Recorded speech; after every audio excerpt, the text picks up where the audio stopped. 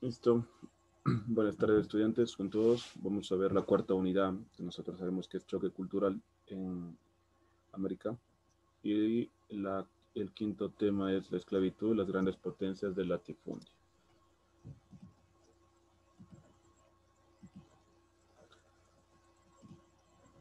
Vamos a ir leyendo, ¿listo? Listen.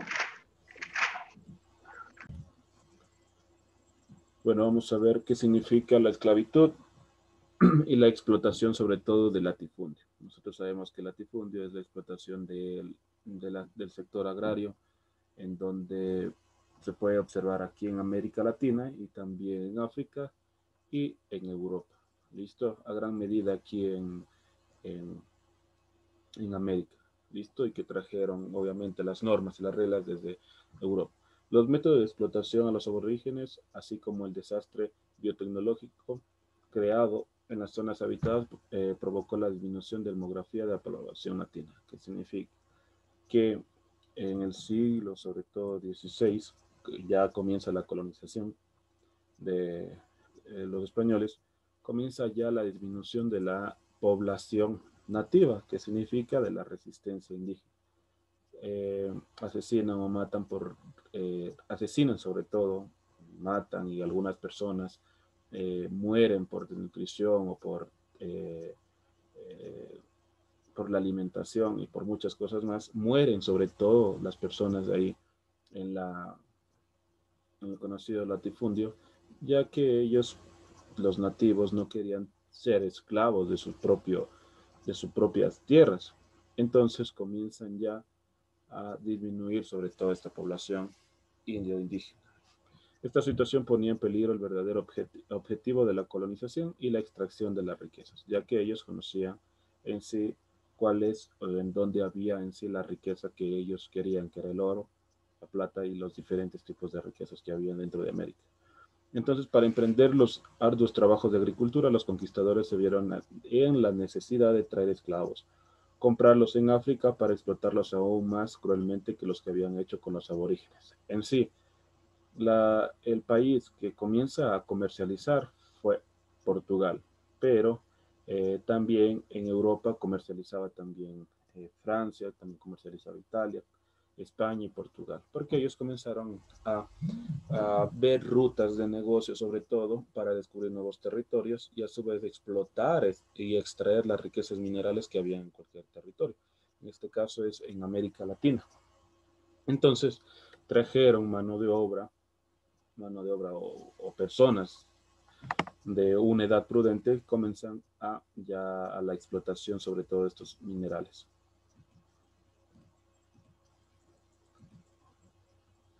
Vamos a ver lo siguiente. En estos territorios se plantaron la caña de azúcar, algodón, café y cacao principalmente.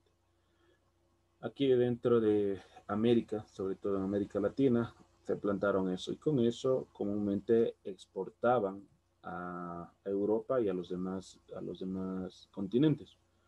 Los productos manufacturados después de abastecer a los dueños eran enviados al mercado europeo, donde los máximos enriquecidos fueron los monarcas y los nobles del continente. Los negros esclavos eran obligados mediante métodos muy crueles a sembrar, a cortar la caña y otros productos durante las largas horas bajo el sol inclemente o la lluvia.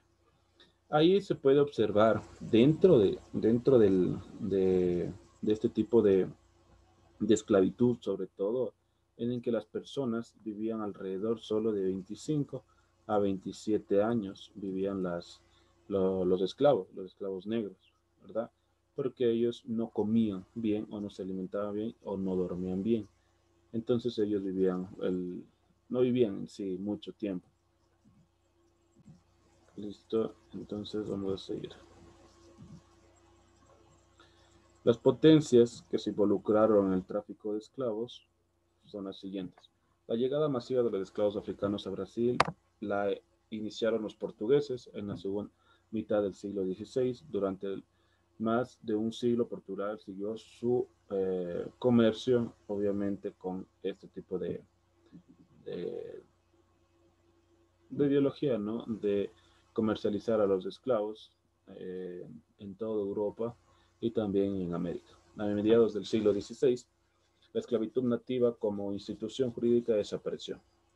A partir de entonces, la esclavitud en las colonias españolas afectaría solo a los negros africanos para la orden del rey.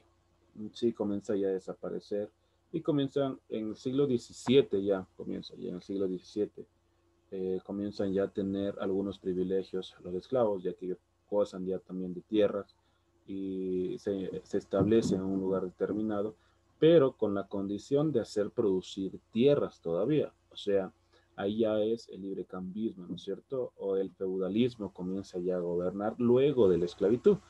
Comienzan a tener los feudales, los señores feudales, hacen trabajar a las personas de igual manera, esclavizándoles, les dan un mínimo por ciento de lo que ganan y es obviamente que siempre van a quedar endeudados porque ellos tienen que pagar la alimentación, una parte donde ellos vivan, la enseñanza sobre todo de los hijos y comienzan ya a ver este tipo de contraste cultural, ya que por obligación, sobre todo sacerdotal, es en que los esclavos y los aborígenes dentro del territorio americano comienzan ya a tener privilegios. Vamos a ver otro subtítulo que nos dice los banderiantes y el tráfico de personas esclavizadas. Aquí es en Argentina, sobre todo, en Argentina que comienzan este tipo de los banderiantes. Los banderiantes fue un caso muy especial en el tráfico de personas esclavizadas. Consistía en un grupo de aventureros de Brasil que operaron durante el siglo XVI y siglo XVIII. Se extendieron a otros territorios como Paraguay, Argentina y Uruguay. Ellos se identificaron usando banderas. Su objetivo era búsqueda de metales preciosos y la caza de indígenas para luego venderlos como esclavos en el Río de Janeiro y en los ingenios azucareros del noroeste.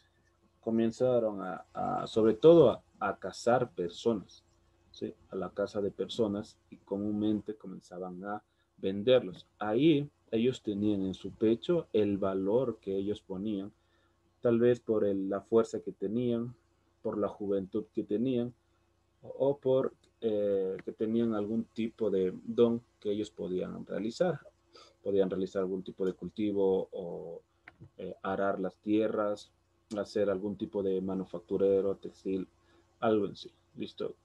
Comúnmente, si es que sabían más cosas, se los vendía a mayor precio. Eso es en sí los banderines, que comercializaban sobre todo los esclavos.